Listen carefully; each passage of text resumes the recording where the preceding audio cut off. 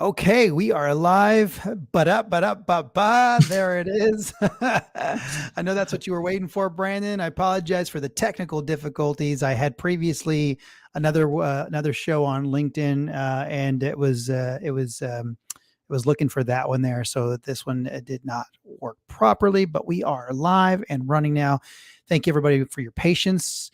And okay, we've got a special guest today, and I want to introduce Doug here. He's been on our show before, but I want to introduce Mr. Doug Kline to the show, Everything Teams Phone Live, episode 32. Doug, how are you doing? I'm fantastic. How's everybody? We're doing all right today.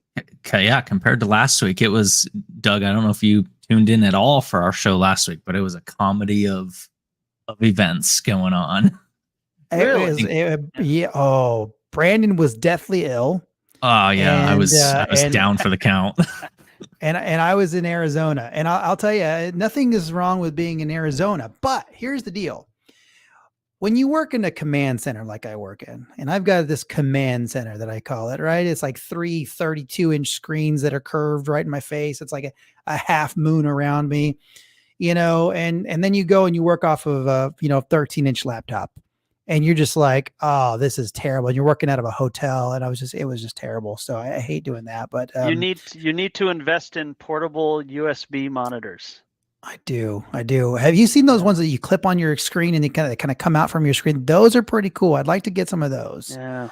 So during the little story during the pandemic, as soon as travel opened, I had to get out of my house. I had to go. So a coworker and I would go to Vegas and work remotely from Vegas during the pandemic. And by the way, Vegas is great when nobody's there. It's actually like when you have the whole place to yourself, it's like, this kind of neat. But we quickly realized exactly what you said. Like, oh my God, I'm used to 3 monitors. I can't do this on one screen. So we bought these USB-C portable monitors. And again, just to have a second monitor made a world of difference. And if you happen to be on Windows 10 and 11 do it, you can actually broadcast to another Windows machine. So you can actually have a second computer act as a second monitor if you need to. So there you go. Look at that. Yeah. So the handy Microsoft tips. Thank you, Doug from Microsoft. And thanks for being here. So we've got Brandon, we've got this whole normal giveaway thing that we do now. And so sponsored by Yealink. Not really. We're not sponsored by Yealink, but we thought we'd throw this up there. We give away a headset every time, and it's a BH71 Pro. It's pretty nifty. It's literally just a little smooth case. You could put the little ear thing on the charger, and show and charge the device there. So it's pretty cool that way. But Brandon, what do we need to do to win a BH71? Well, today you've got to stump Doug Kline instead of me. You got to ask a question that stumps one of us, I'll say, or you got to leave a comment that kind of generates a good conversation piece for the show. There you go. I think I'm ready to see what those questions are, and we'll see. All right, if we give away it. Perfect. So this is Everything Teams Phone Live. This episode 32, and we're going to talk about business solutions that Microsoft Teams Phone can deliver on and replace other platforms, other components. And we brought in Microsoft to have this discussion with us. Doug, why don't you give us a little background? What is it that you do, Doug? What's your daily job at Microsoft? And kind of give the audience a little bit of background, if you would. Sure. So I've been at Microsoft just over 4 years, but I have been in the Microsoft partner ecosystem since 2008, actually. So about 15 years. Prior to that, I'm one of those old Nortel folks that are still out there. I spent 11 years at Nortel and didn't get laid off, shockingly. Went through a lot of years where I would start every calendar year saying, this is it, I'm going to get caught up, and it never caught me, so shockingly. So what I do at Microsoft, I'm a technical specialist, a modern work technical specialist. And so I support the account teams when they're talking to customers about Microsoft tech and helping through roadblocks and helping customers get into proof of concepts and, quite frankly, using our product set. I cover the entire modern work productivity stack. So that is the, think of it as the, I'm not supposed to use this word anymore, but that Office 365 environment, right? So SharePoint, Exchange, OneDrive, and then of course the ever-evolving Teams solution. I talk Viva, I talk Windows 365, I talk Windows in general, but obviously most people understand Windows now. So Windows 365 is usually that conversation. I talk Intune, I talk identity with Entra, and then I dabble in compliance. So I have a lot of different conversations. Right, and of course, voice. I talk voice, and since I'm a voice guy. All right. Well, that's good having a voice guy in the Teams ecosystem, so that we can sit here and do that, talk voice with you. And my camera is acting really funny, so I think if you guys are seeing me twitch and all that good stuff, I apologize. I just pulled up LinkedIn and I can see the actual twitching going on LinkedIn. So I wasn't gonna say it, but I think you're starting to prove the Matrix is real. That's right. That's right. That's pretty. That is pretty funny. Do one of us offer the pills here? Is this right? That's right. Which pill would you like? All right. Well, let's thanks for that, Doug. So for those of you listening out there, if you want to win a BH71, ask us a good question, put a good comment in there, stir up some conversation, and you could be wearing this next week while you're listening to our show, Everything Teams Phone Live, episode 33. So, all right, Doug, let's talk through this. We tend to veer away from this discussion quite a bit. And I say veer away from it because it's not in the hands of everyone just yet. And it's not available to normal organizations just yet.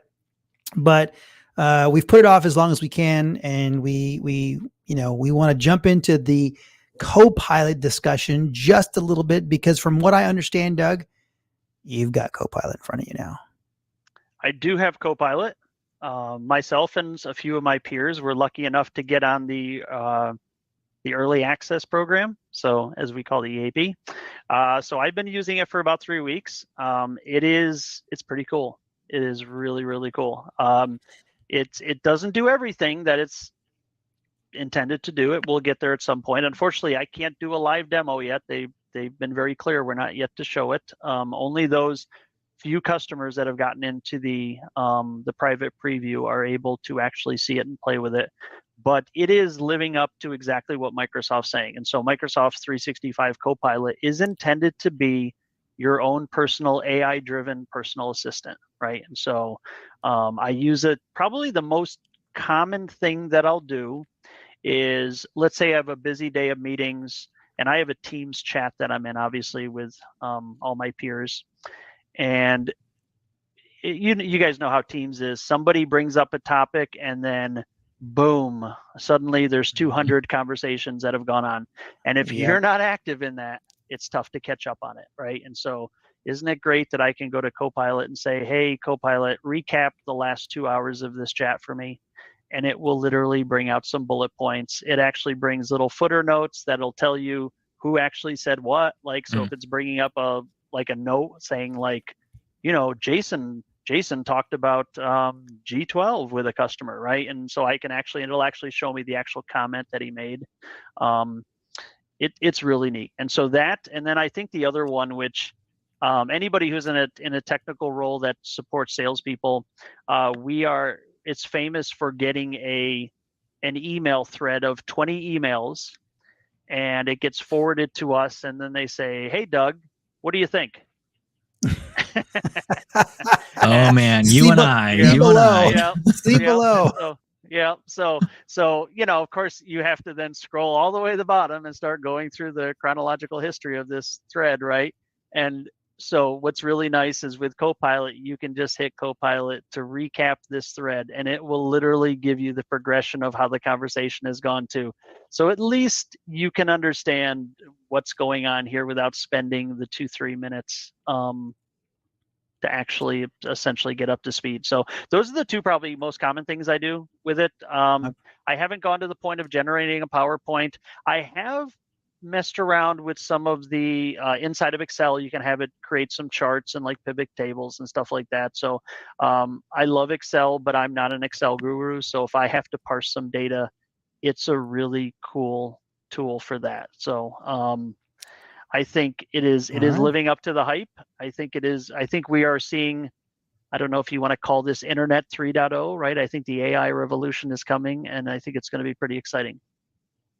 All right. Well, I've got 2 questions out of the gate then. Okay. So you've had an opportunity to use it for 3 weeks.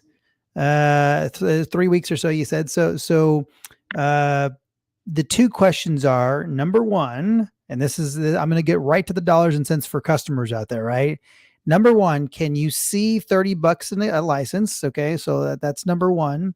And number 2 is, from a productivity multiplication, sort of, our multiplier, productivity multiplier, will it make your knowledge worker, your common knowledge worker, would it make your knowledge worker 2, 3, 4 times more productive when they, and when you get sort of when you can harness the full power of it, right? I mean, 3 weeks isn't enough time to really sort of go, I can just, I don't know all the things that it does just yet, right? So it's like you found a couple of them that work for you right now, and that's summarizing this and summarizing that. So you found a few different things for you that help you right now.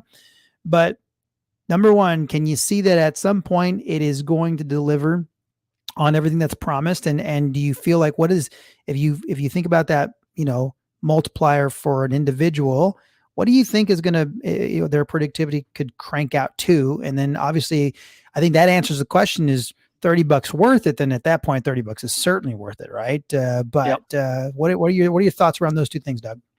So let's talk about price first. So this is how I think about the price. So, and I can understand initially when customers see the $30 price tag and they're saying like, okay, I'm already buying ME3 for my user. I'm paying like whatever that is, $35 or so.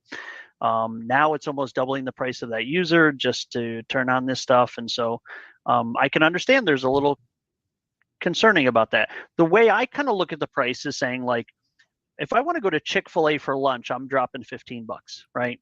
And so from that standpoint, if you think about that, $30 isn't that much anymore today, right? And so that's the first thing. And I also will say, if you actually had to hire a personal assistant for yourself, could you get a personal assistant for $30 a month?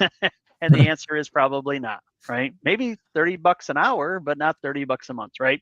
And so if you think of it from how it provides this literal virtual assistant to yourself, that and I do mean in some cases practically just about any task that you're working inside of the Microsoft ecosystem can be handled for you, then I don't think the $30 is a heavy lift at all. Now, I also can understand maybe organizations are going to say, well, we're not going to give this to every user, right? Because this is somebody that has to live inside the Microsoft ecosystem of products throughout most of the day to really get that benefit. No question of it. Like if it's somebody who's just doing very basic email and maybe opening up the occasional Word document, they probably wouldn't get a ton of benefit out of that. So that price point may not be valuable there, right? But for somebody who is spending their entire day in Teams and Outlook and Office applications and constantly having to generate information or extract information, it is amazing how it's going to increase your productivity. I will say there is a learning curve to it. And I don't mean a learning curve as in using the product, because it speaks normal language, right? It's like talking to another human being. What I will say is you have to kind of train yourself a little bit to say, hey, let me ask Copilot. Hey, because we are, and especially me, I'm not exactly young anymore. I've been making my career teaching myself to do things for myself, right? If I have to do something, I do it. Those of us in tech are very wired to figuring out stuff on our own, right? If we don't know the answer, I'll figure it out. We often say, like, what makes a TS really good is we're just someone who's not going to let a problem get in our way. We will start figuring out a way to get through a problem, right? And so we're just wired that way. And so there's a little bit of a learning curve to say, like, hey, wait a minute, why don't I just ask Copilot this? Wait a minute, let me have Copilot generate this email. Hey, and I'm still going through that journey myself, right? And so it's hard for me to answer 2x, 3x, 4x, how much productivity gain, because I haven't even gotten to the point where I'm using it to its full potential, because I know that I'm doing things that I should have stopped and said, hey, Copilot, take care of this for me. Is there a, there's the new job role, the new popular job role, the new training out there that you see on LinkedIn is related to a prompt engineer, as an example, right? And I kind of chuckle at it, but if you're in, Chat GPT as an example, you can see that there are several Chrome applications, or I don't know if it's a Bing application, but there's several applications or widgets now that overlay Chat GPT that are specific to prompt sort of teaching you different prompts and kind of, alluding to, you can see it's like, oh, this prompt engineer could be something that's pretty interesting, learning how to communicate so that you can pull out sort of the factual information or pull out the exact information and list things the way that you want it to. It seems to me like there is going to be some sort of internal training. Now you're talking about you should start to use Copilot more and more, where you are normally the resourceful person. Now you're putting some of that reliance on the resourcefulness in Copilot to kind of help you out a little bit. So you don't have to be that resourceful, or you do, but knowing that this is now your I don't know, your sidekick, right? It's like your Copilot, my assistant, my Copilot, right? Yeah. I think one of the best examples I got when Bing first got ChatGPT, right? And people started playing with it. And of course, you can imagine at Microsoft, we were all like just going in there and asking it crazy things. One of my peers was doing something inside of a demo tenant, and he had to do it in PowerShell. And look, God bless those people that know PowerShell left and right. I'm not one of them, right? I know core commands, and let's face it, Microsoft's getting better and better where you spend less time in PowerShell, right? But to be able to just go into Bing and say, hey, what are the PowerShell commands to do this? And it laid them out. And that was the first thing that really, when he showed me that, I was like, I never would have thought of asking it that, right? And it literally laid out these steps. And so then it became this, and again, this is what I'm talking about. You in the past, we would just go to the Learn library and start looking things up and get the commands and edit them and use them, right? And so that took, maybe it took 5-6 minutes, right? If you were good, maybe 10 minutes, right? Now it just became 30 seconds, right? And so there's your productivity increase. And so you just have to kind of train yourself that when you're doing something, wait a minute, should I just have Copilot start this? And Microsoft's being honest about it. Like, not everything out of Copilot's going to be perfect, right? If you have it generate a PowerPoint for you, the PowerPoint's probably not going to be its final state when it kicks out, but it'll get you started. You can tweak it. You can ask Copilot to tweak it. You can ask Copilot to add animations and graphics and change wording around. And so it's just that I look at the PowerPoint thing, for example, as probably the most difficult thing. I live and die in PowerPoint. I show PowerPoints every day of my life, right? And luckily, we have a really great marketing division that makes some really great PowerPoints for us. But there's occasionally when I'm doing a webinar or something, I have to generate my own PowerPoint. And the most difficult thing for me anyway is getting the PowerPoint going, laying out the story into the graphics of a PowerPoint. And I could spend hours trying to do that, trying to start slides, manipulating them, trying to get this flow going. Now it's, hey, Copilot, I need to do a PowerPoint slides for a webinar on Teams Premium, and it'll start spinning them up.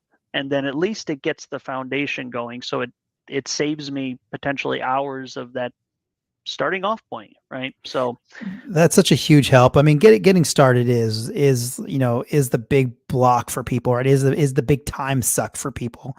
Getting things started, whether it's a write up of some sort, whether it's the PowerPoint presentation, whether it's how do I lay out this model in a spreadsheet, right? And I want to show this. I want to tell a story with numbers, so it's like I'm going to go create this spreadsheet, so figuring out how to tell that story and lay it out in each respective tool is a big time crunch or a big time suck for a lot of people. Brandon, what do you think? Yeah, I mean, my mind's been, and I'm going to bring up a name that's, obviously a competitor to Microsoft, but I think the example or the analogy is going to work. So when you go back to what was it, 1998, when Google first enters scene with search, right? And for a while, I think people kind of laughed at the idea of that, right? There was already leaders in the space. There was already other ways of searching for data. But then you fast forward and you look at, it's become so ubiquitous that we just tell people to Google something, right? You want data, Google it. You want data, do this, and you're going to live in, I always say architect number one is Google, right? From a technical perspective, because people, if they're going to ask me a question and I don't know, what's the first thing I do? I probably go to Google and start researching that topic. So now shift to, this from a business product perspective. And I think, Doug, you're talking about, you gotta shift your thinking and adopt the methodology. But I think it's the way I see it happening is it's going to happen naturally as people realize it's that easy, right? To go, hey, go summarize my chat, go summarize my email, go start this PowerPoint for me, go write this document, or at least give me the outline for this document. I think the adoption happens as people realize and they make that connection of, oh my goodness, this is so much easier than Ask Jeeves or Cha-Cha, if you remember those services from the 90s. I remember that was hilarious. Or Cha-Cha, where you would text in, I don't know if you remember, you'd text in, hey, ask, or it was called Cha-Cha, and an actual human would swivel around, search for what you want, and they would text the answer back to you. But my point being is, this is like, to me, this whole AI thing is just that next evolution in what is the natural process, I think, when it comes to technology.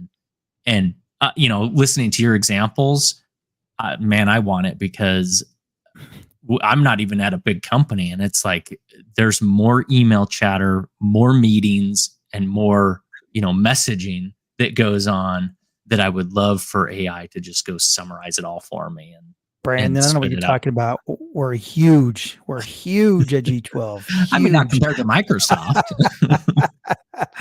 I think the meeting recap one is, I think everybody wants that. We're all buried in meetings all day.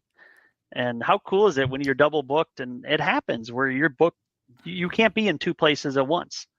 I tried today. It didn't work very well. You were having troubles with this earlier today, right? We were talking about this, right? And so how cool is it that you have this AI tool that'll keep you posted on what's going on in the other meeting, right? And, and it's awesome. So speaking of busy, go ahead. I have one more point for any young people listening out there, if they are.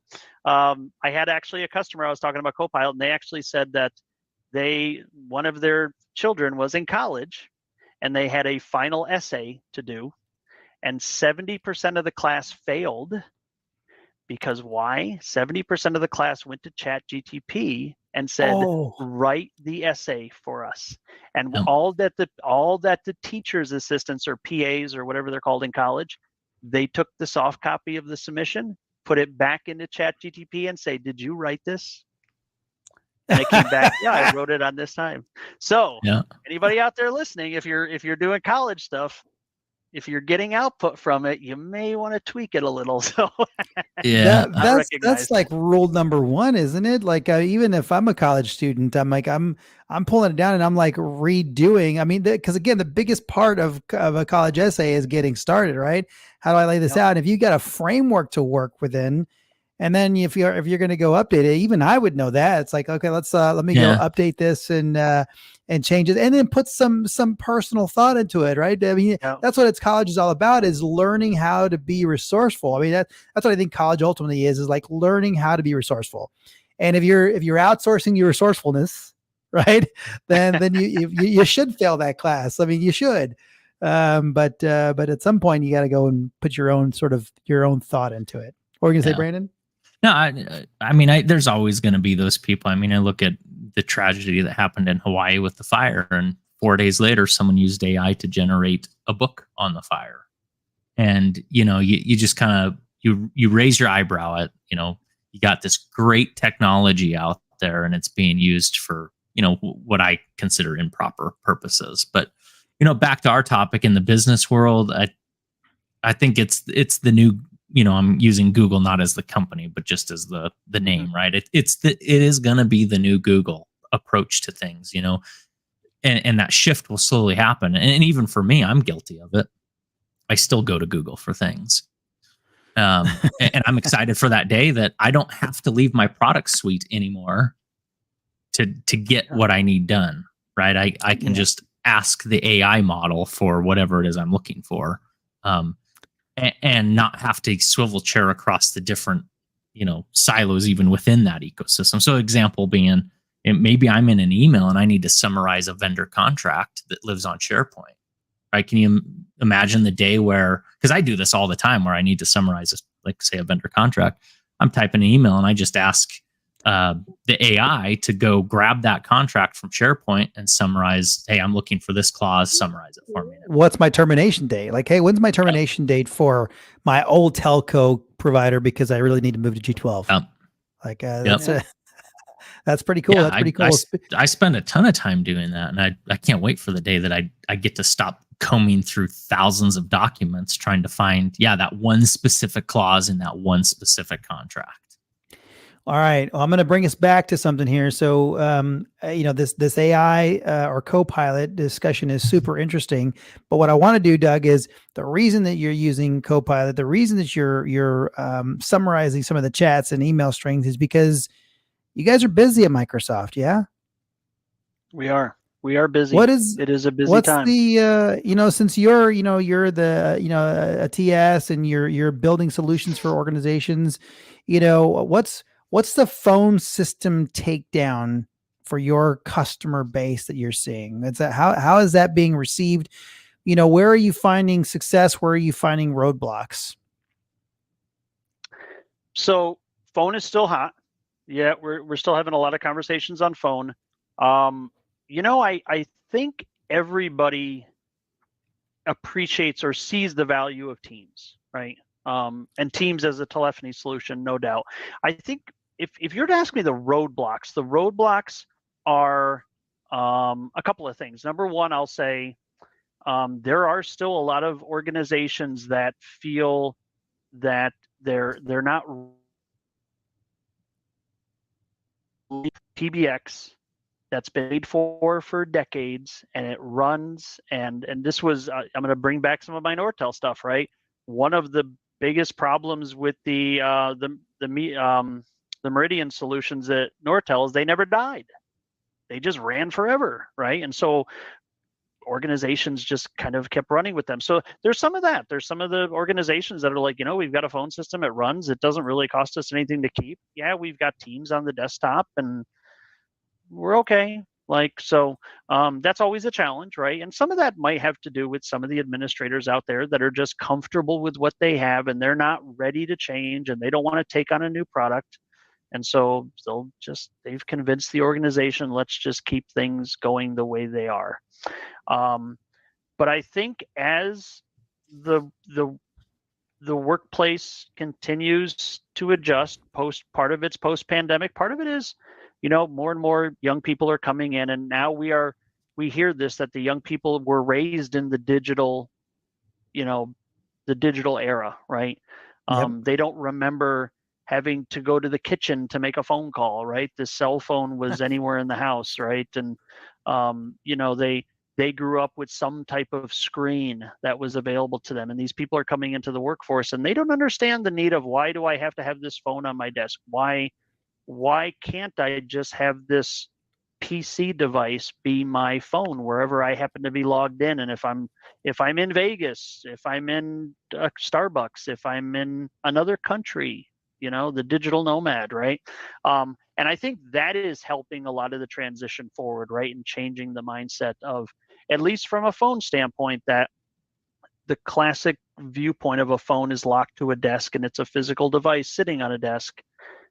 That's changing. And so, and I think, and we kind of say this at Microsoft, once you get people using Teams, your user base will come to you saying, can I just make my phone calls in here? Why do I need a different device for phone, right?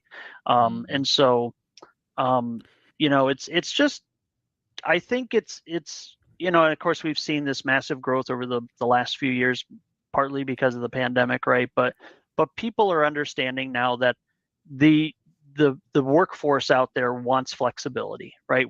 These buzzwords of hybrid have been thrown around for the last couple of years, and we hear it a lot at Microsoft. Microsoft is very much a hybrid work environment, right? You can work in the office, you can work from home. They give us a lot of flexibility, right?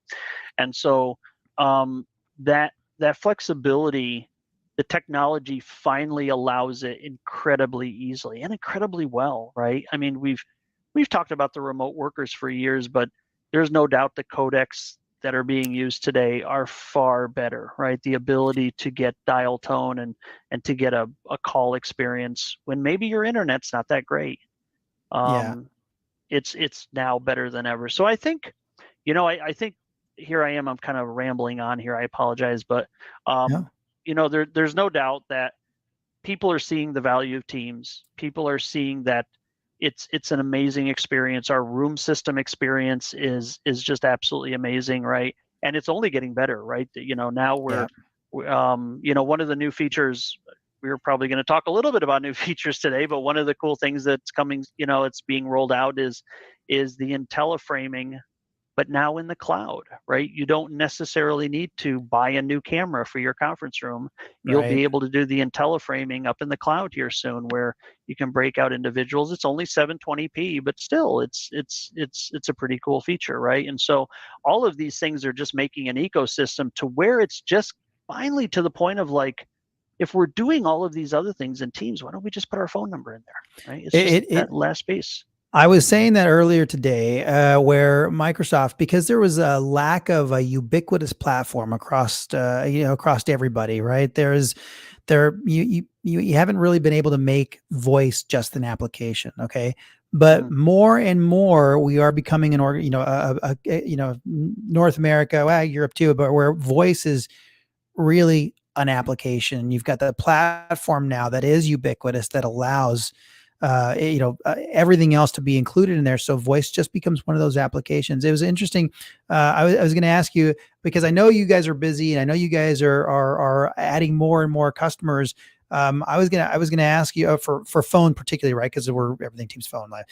So I was gonna ask you when I was talking about those hurdles and things like that. I was wondering if you guys were seeing more and more customers come to you guys on prem solutions and migrating off of prem solutions, because I do see quite a bit customers migrating. Actually, customers are becoming quite aware now, and I'm going to go veer off just a bit for a second, but customers are becoming really aware now. If they moved to a cloud provider in the last 10 years, let's just say, okay, because in the last 10 years is when the real sort of migration for cloud phone systems has really happened. But more and more of those organizations are starting to realize, hey, I'm paying for two solutions at this point. I've got Microsoft Teams as my chat, as my this, as internal, and now, but I've got a cloud solution that I've had for 3, 4, 5, 6 years, and shouldn't they start to merge? Because if you think back to at the beginning of the pandemic, I call them sort of Band-Aid solutions rolled out quite a bit, right, to kind of cover the whole voice and collaboration. Let's tie them together in some way, shape, or form. And now what you're seeing is people start to realize, wait a minute, my collaboration platform, and most likely it's Teams if you're a business, right? I mean, there's a lot of Zoom and Cisco out there for sure, but now I'm paying for two solutions, and now it's time for me to start looking at not paying for two solutions. So number one, I guess, two-step question here: are you seeing a lot come from the prem solution? And number two, are you seeing a lot of consolidation now for those that had gone to a cloud solution? Definitely seeing, actually both. I will say definitely both is going on. I probably have recent, and this is just me, have seen quite a bit of other UCaaS solutions out there, other phone providers, cloud phone providers that are coming to Teams, because exactly what you're saying. It's like, okay, well, we're using Teams for IM in our meetings and we love it, and the adoption has gone across the org, and why are we dealing with this other solution when Teams could do it, right? And so I will say and again, I'm talking probably from the last 3 months of my life, right? Last 3 months or so, I have definitely seen those UCaaS customers saying, it doesn't make sense. Why are we paying for two solutions? Why are we giving a user experience that's not, not, how do I want to say this, right? We're making it more complex for our users, right? We're telling, and it really gets complex if you think about this, is where, okay, they're using Teams and they're using some other soft phone. Let's say they're all soft phones, right? They're using soft phones on the desktop. And then when they go to call people, you'll get those people that like Teams so much that they start calling each other on Teams, which is a peer-to-peer call, right? Completely free. But it starts to make a broken ecosystem between the voice provider they have and this Teams client. And that's what's really driving it. It's like, why are we doing this? And I know a lot of products out there have, they can create their applications in the sandbox, and some of them have made some pretty nice strides. But at the end of the day, it's still not the perfect solution. I tell customers this all the time, and this is regardless of what vendor it is, right? Whether it's Cisco, whether it's Avaya, whether it's Zoom or whatever, the best experience of any product is staying entirely in the ecosystem of that product, right? Yeah. Trying to get the Teams client, and you'd be shocked how many times I have calls where organization has adopted Teams, they love it, they think it's great, but they've got a call manager and they're running like a Jabber or whatever on the desktop, and they're like, can't we just get Teams to be the client to the call agent of Cisco? And I'm like, it's not going to happen, right? Here's what Cisco offers to work with Teams, and you may like it or you may not, but you'll never get that cross endpoint. It's just not the way the world is, right? Every solution has created this ecosystem, and they have created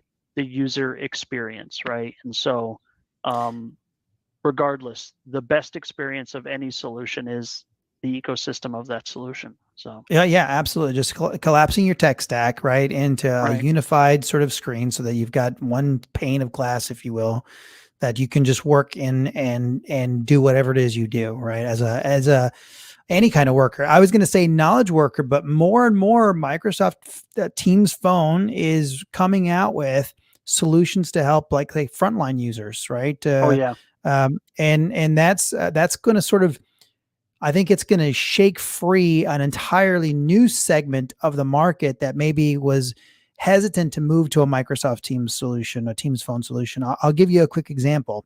Brandon, you know this really well because we have a lot of customers that have multi-site solutions, and they're not really knowledge workers. They're more, maybe it's a big retail organization, and they're not, knowing that identity sort of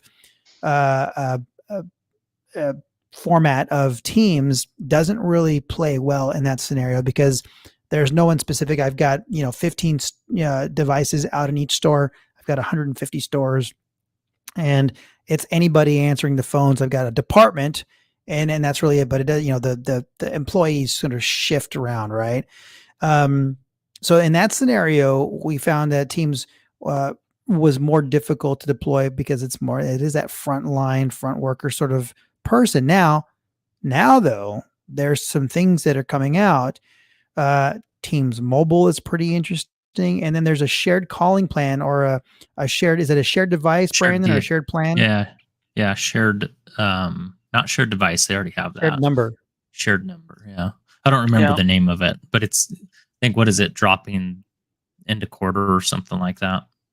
Suppose there's an announcement that just came out. I think by the middle of the year, I believe it's coming out. You're talking about the one where now users will be able to share a calling plan. Single number, single plan, shared across multiple users. The other thing that's interesting to me about, solving for that frontline, I'll call it frontline work scenario, is there's always been, especially in the contact center arena, there's always been this disparate setup between what's considered corporate and what then is out on that front line, whether it's, franchised restaurants or franchised box stores. And in my mind, the way I look at this is I go, as Microsoft brings the solution to a true unified, offer, what it does is it unifies the communication between corporate and that front line, where now it's a lot easier to do that call transfer back in. Let's say customer calls into a franchise location and is just ticked off, and that worker realizes you need to be in corporate.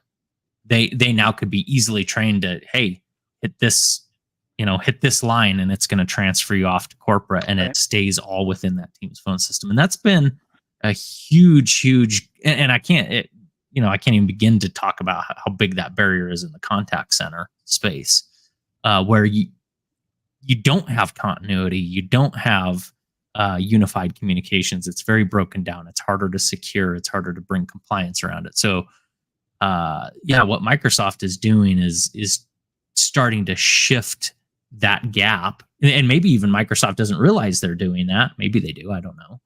But that to me is one of the biggest sells when we're talking to our customer base or our potential customer base. As an example, on contact center, being able to describe hey, we now don't need to bridge the gap between this telephony solution and this telephony solution because it's all in Teams. Great. You now just, if you want to transfer to Bob, transfer to Bob. It will route to Bob. No external transfer needed. I've always looked at the frontline workers. There's my first job out of college, I worked at a pool manufacturer and distributor. They made like in-ground pools and hot tubs. And there was absolutely, and we're going way back late 90s here, actually mid 90s. My God, I'm old. Okay. But there was a disconnect between the office workers and the warehouse distribution factory workers. No question of it, right? And that was the day, like if I had to check on something, say from the part of the company that made the steel walls, I had to stand up, walk out to that part of the company, right? They had phones and stuff on the walls, but if you called it, nobody answered, right? Those phones were there for emergency purposes. They weren't there to order lunch, right? They weren't there for no form of communication.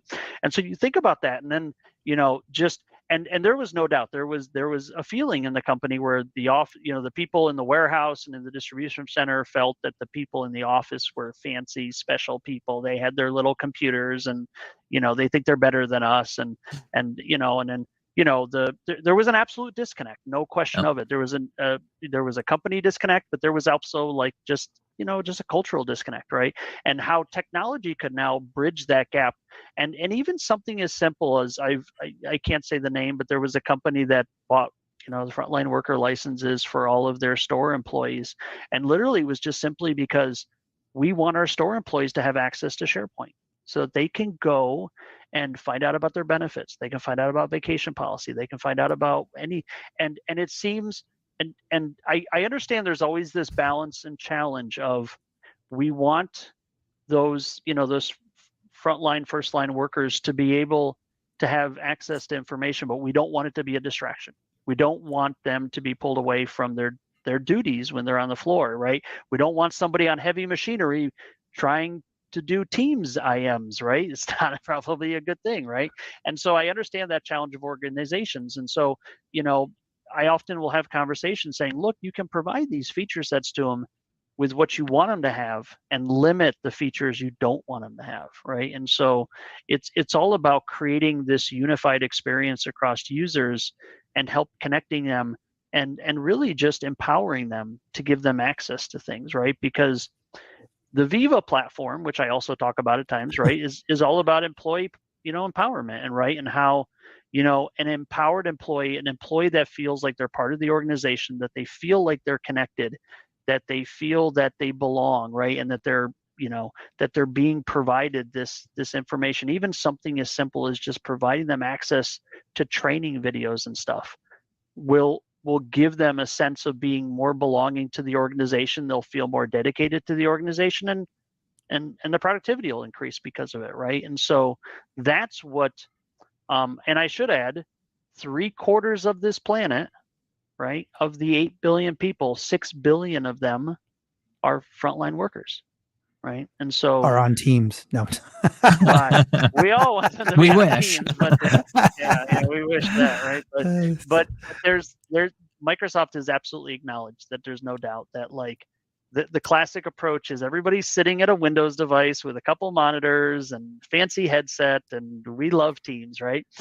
But that other side of the world needs it too. Yeah. And that's why I think that this whole, it's Teams. I looked at it as Teams shared calling for Operator Connect. So it's Teams shared calling for Operator Connect. And I'm looking at the documentation that we received from Microsoft, right? And it is pretty interesting because it unlocks an entirely new segment, I think, for Teams. And a Teams phone, at least from a G12 perspective, is extremely popular right now, right? And we're finding that I guess that putting the solutions together with existing solutions that people are used to from a UCaaS perspective has become quite beneficial for organizations. I'll give you just a quick example. It's like, because we include texting in the contact center and, compliance recording, and pro services all along to back up your employees or to be the sole provider of it.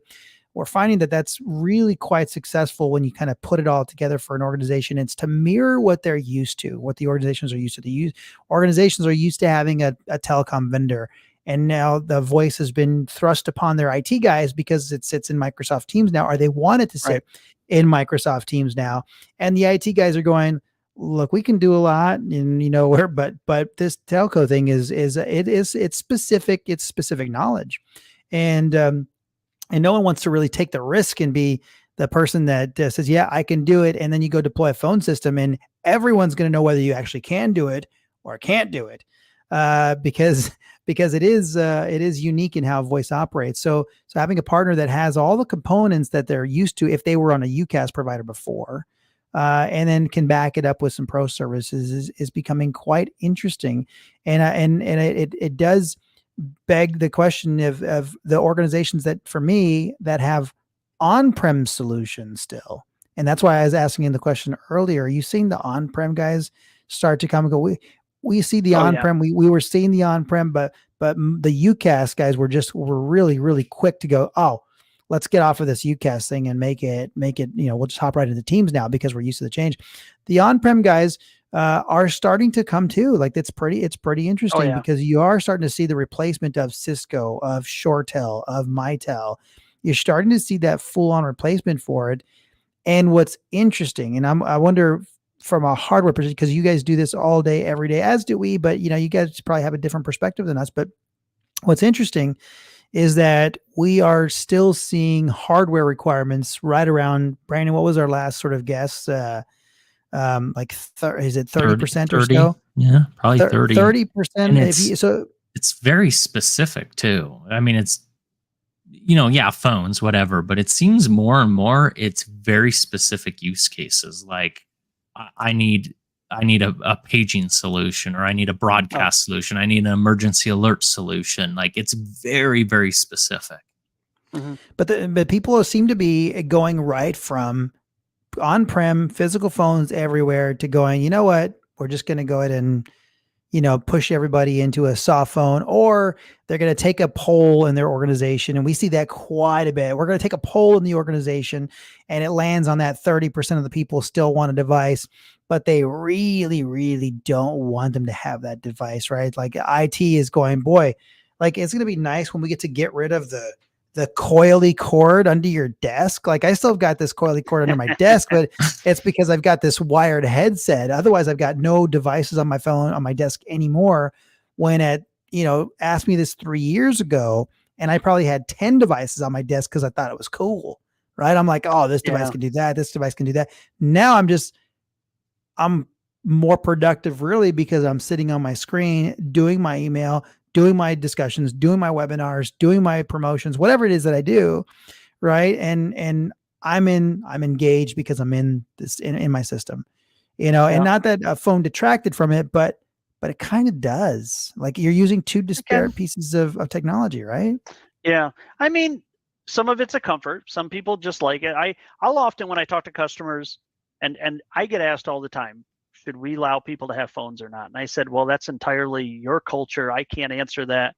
I do say that, like, if people are in closed, like, leadership, people that are in closed door offices, it's probably nice to have some type of speaker option, right? Because a lot of times they just want to be on speaker. So some of these Teams displays are really cool, or you just give them a phone, right? This Teams displays are neat because they're kind of cool looking devices, right? But at the end of the day, it's I always say this is Microsoft allows the user to communicate whatever way they want to best communicate, right? That's the beauty of our solution. Now, one of the things that one of my peers many years ago told me, back when they started bringing video to phones, right? And this was, Cisco, Avaya, they were all touting that you could plug a camera into their high-end phones. And this stuck with me when he said this, because I was saying like, wow, this seems like a pretty cool thing. And he's like, wouldn't you rather have the video on your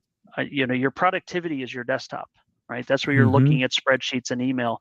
Wouldn't you rather have the video there than have to stare at a phone?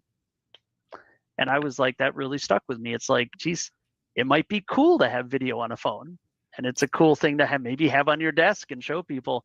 But I would rather do this, looking at my screen and have my 2 monitors and all this, than have to look down at my phone, knowing 100%. That if I'm because if you're looking away from the phone, then the person on the phone call is like, well, you're not paying attention. You're multitasking, right? That was in the days when you had what was the TV set-top box, right? So there was this battle of the set-top box, right? Versus a smart TV as an example now, right? And now you just go, I just get a smart TV, or you get your Amazon Fire, and it just makes your TV smart, or whatever it is that you have. But that's interesting. I'm torn between, if I think about devices, is it the mobile device? Is it your screen? I mean, I guess it depends on what your job is and what your, and then again, we go back to the frontline worker right here, and frontline worker is, they're on a mobile device. It's how they live. Exactly. Right. So when you can put it on both, you've got everything sitting on both. You kind of have them covered. It's interesting. And we only have a few more minutes, but I want to touch on Teams Phone Mobile, because I think we're about to go into a POC as a carrier with Teams Phone Mobile. It's still, I would say the version that we're going to use, there's 2 different versions, right? And there's the network version where you've got the network tied into Teams. And then there's another one where you've got an eSIM that you activate on a device, and you give the device kind of that multi-tenant where you can take a Teams call. But the nice thing is you can elevate a call from Teams into your native dialer using your native network, or you can take a call from your native network using your native dialer. You could take it to a Teams call, which is pretty cool. Like this whole back and forth.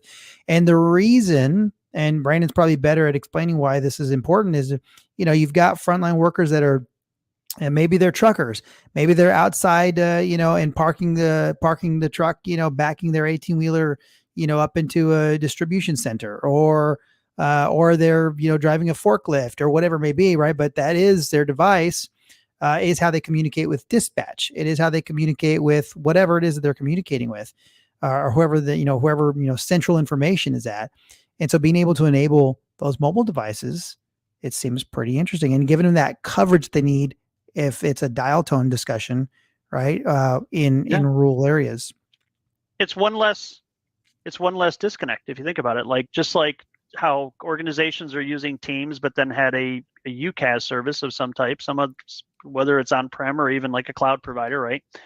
Now you're merging those. Well, now it's merging the cellular service into Teams too, right? It's one less disconnect. It's really that's really what it is, right? And so and some of that was born because of the pandemic, right? I've talked to a lot of companies who came out of the pandemic saying, well, we don't know if we want to put dial tone in Teams because we're having to pay for cell phones now because we sent everybody home during COVID.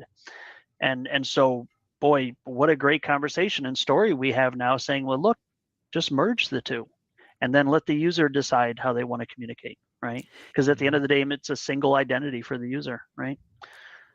It is. And this is where, we're huge fans of Microsoft Teams, obviously, here at G12, and it's interesting how it's really formed, or how it's taken shape here at G12 Communications, and how it's really impacting our customer base in a positive way, right? Where you do see organizations. Real quick, I want to share a quick story with you, and I know we've got to go, but I want to share a quick story about a solution that we created.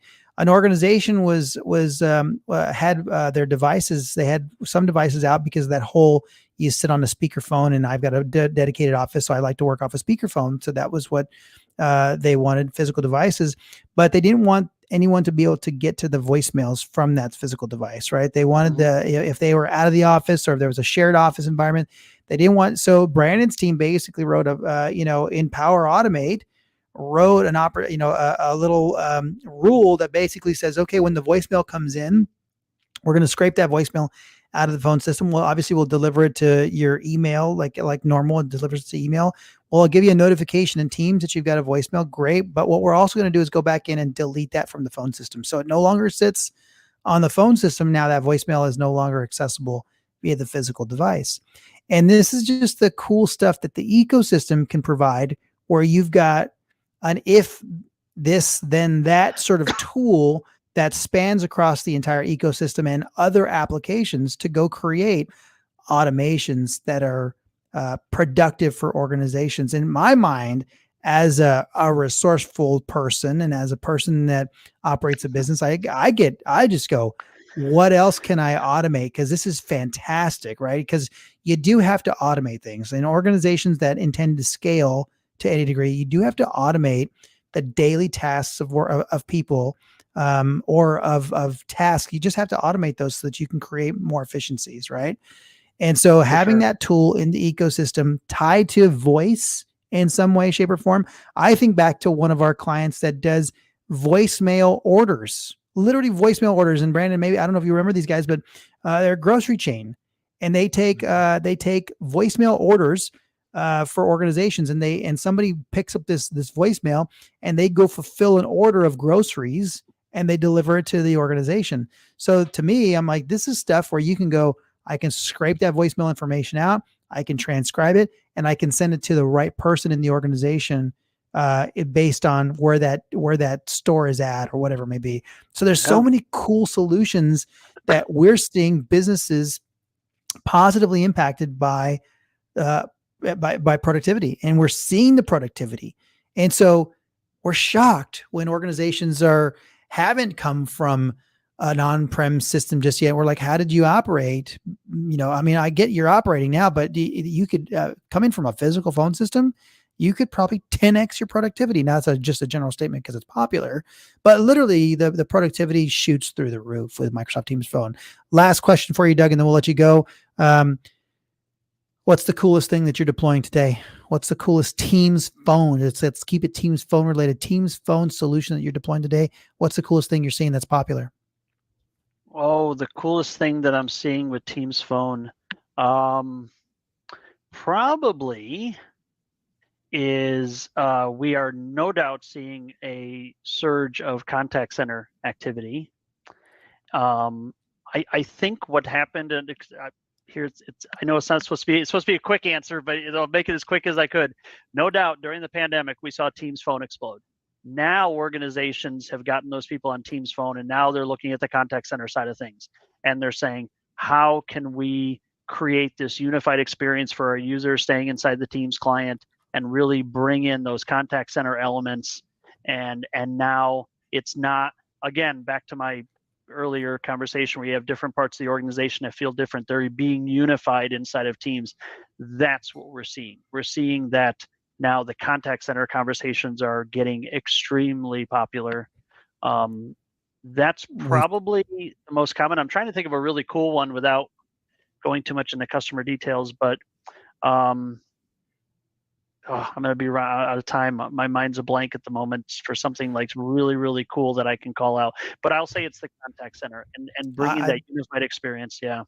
That's perfect. That's perfect. Cause I mean, we're literally seeing the same thing. I mean, we're seeing the absolute, when we did a contact center agreement with Luware, last year or whatever it was, we started to see sort of incremental, kind of ads, incremental, kind of interest in it. And now it's just gone through the roof. Now it's like everyone that's had any sort of solution and had a third party contact center on top of that solution now looks at this and goes, there's one solution. It's unified. It's one vendor. It's one. And they're just thrilled to be able to replace what they've been using, because to be honest, the contact center solutions they've been using, some of them are very complex, but most are not that complex because they're using it for a specific division. Let's say IT needs it, and they are, and they've got, thousands of employees, and they've got 25 IT people that are sitting there taking calls or responding to things.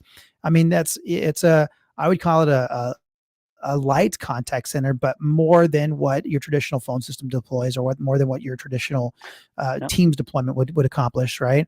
And it's become just top of mind, I think, for everyone. So it's pretty exciting. We're seeing the same exact thing. It's pretty cool to see that we're both experiencing this. Brandon, why don't you take us out, close us off, remind everyone of episode 33, and off we go. Let everyone get back to work. Yeah, I mean, it's first of all, the reminder is it's a holiday weekend. I assume for most people, yes. Other than maybe our international listeners. Good luck working on Monday because I'll be off. But no, Doug, we appreciate the time. Looking forward to probably syncing up with you again on a future show. And wishing everyone out there a great weekend. Yeah, these are great. There you go. Everything Teams Phone Live, episode 32 in the books. Thank you very much, everyone. Doug, appreciate the time. Brandon, thank you very much for taking us out. See you, everyone. Thank you. Bye.